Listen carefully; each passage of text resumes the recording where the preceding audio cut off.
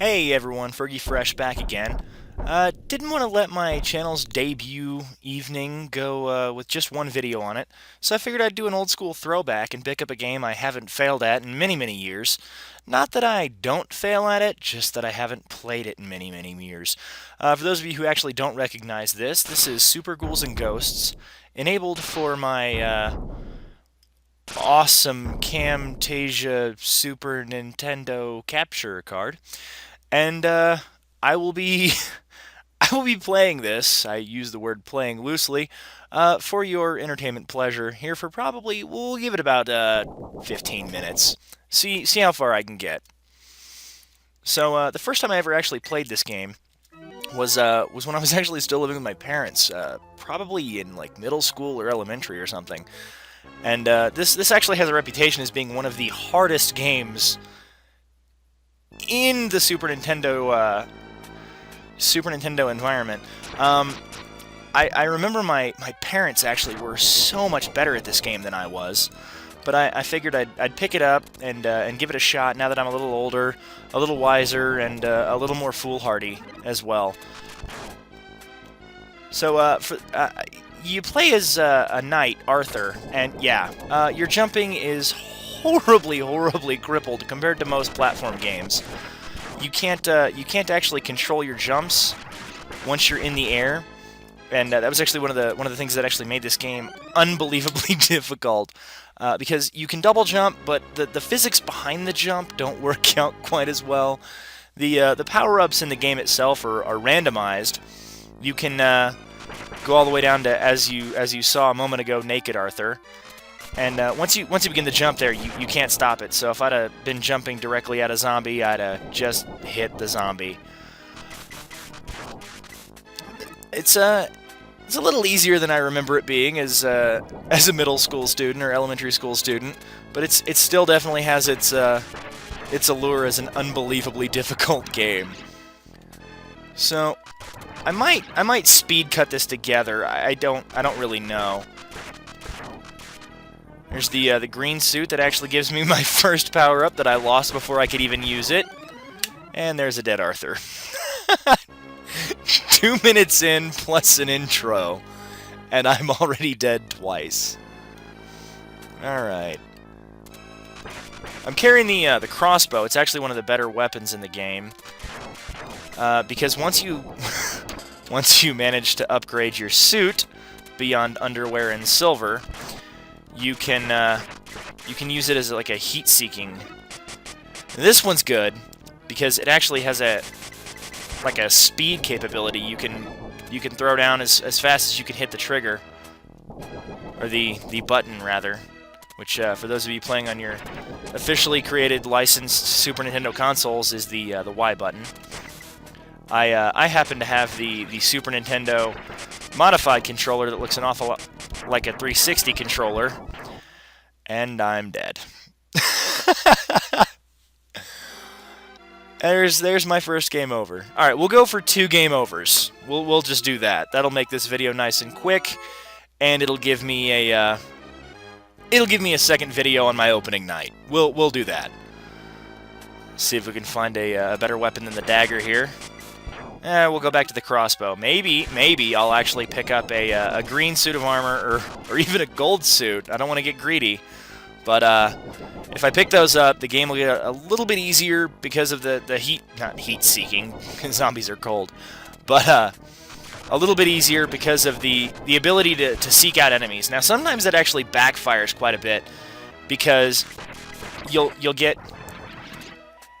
an enemy like this guy here who's wrapped in the cage, and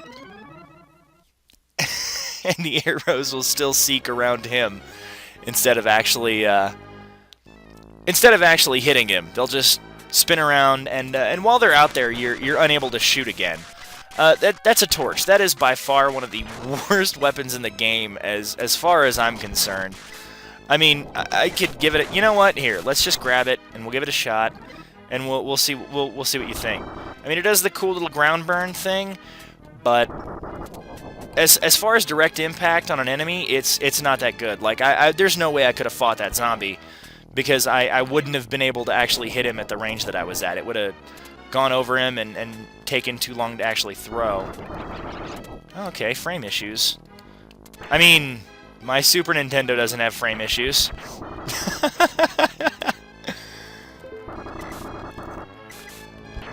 Okay, let's see if I can go into this little area where I've consistently lost my armor and actually live through it. That'd be nice. And he's not alive yet. Well, he's not dead alive yet. There we go. That's what I needed. Alright, we're making it significantly further.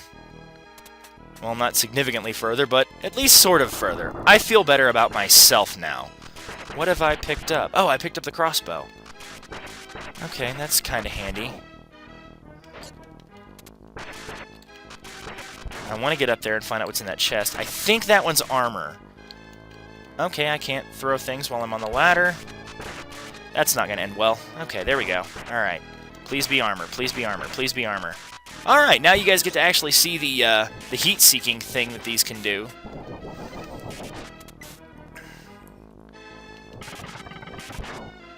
Now, if I remember correctly, this is the easiest part of the first level that leads into the hardest part of the first level. And you guys may have noticed that there's a distinct lack of checkpoints. That's only because I'm terrible. That has nothing to do with the game. The game itself actually does have checkpoints, although they are still very hard to get to. So there we go through that. Grab my little bag of money. And here's where the game gets a little more difficult. And unless you know the triggers and where it's going to happen,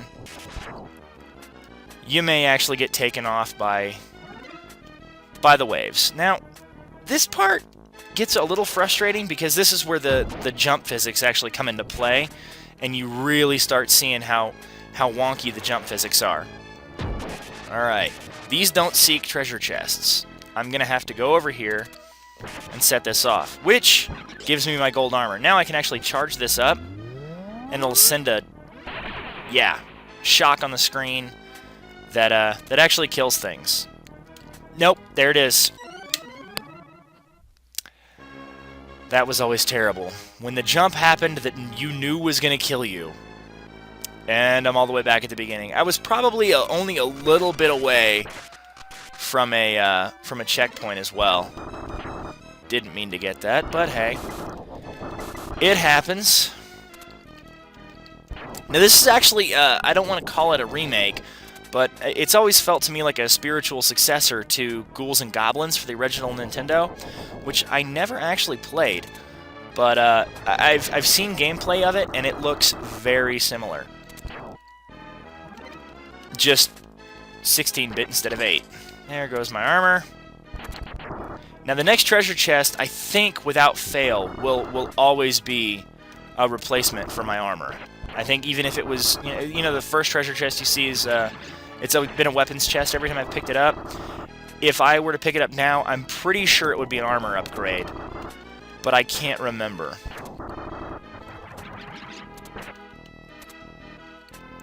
That's... okay. Come on, you got this. Let's go, Arthur. There you go. Alright, one more.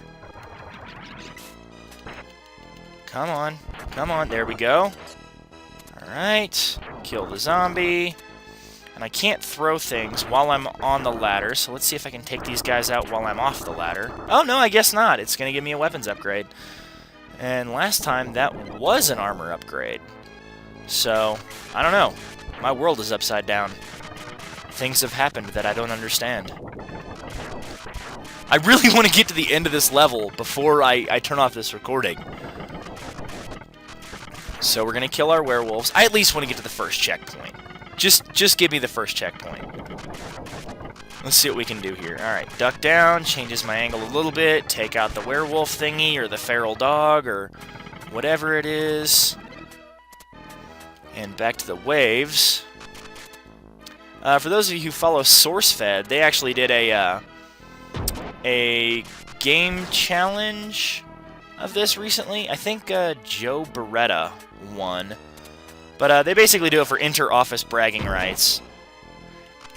And I'm pretty sure he was playing Ross Everett, but I can't remember offhand. So let's see if I can get my suit upgrade now. That'd be handy. Nope, nope, somebody who wants to kill me. That wizard will actually throw something at me that ends my life. No, no, no, no! That was the fast-forward function at the bottom that every Super Nintendo came standard with, because I pulled the trigger on my official two-sticked Super Nintendo controller that happens to have analog triggers as well. Alright, well, this has been my let's look at, I guess, of Super Ghouls' Ghosts for the Super Nintendo. It's a pretty fun game, but it's unbelievably frustrating. So if you have an old Super Nintendo, or if you're one of those uncouth member of my audience who may or may not have an emulator, the ROM is fairly simple to find. As long as you own the actual game, you're allowed to have it, which I do. Like I said, it was difficult playing that game growing up, but I still have it laying around somewhere. Grab it. It's a lot of fun, and it's a pretty amazing drinking game if you want to apply drinking rules to it, because you can make up your own rules for it. I'm not gonna try and tell you what mine are because, well, I'm an alcoholic. But anyway, I hope you guys have enjoyed it, and I will see you next time.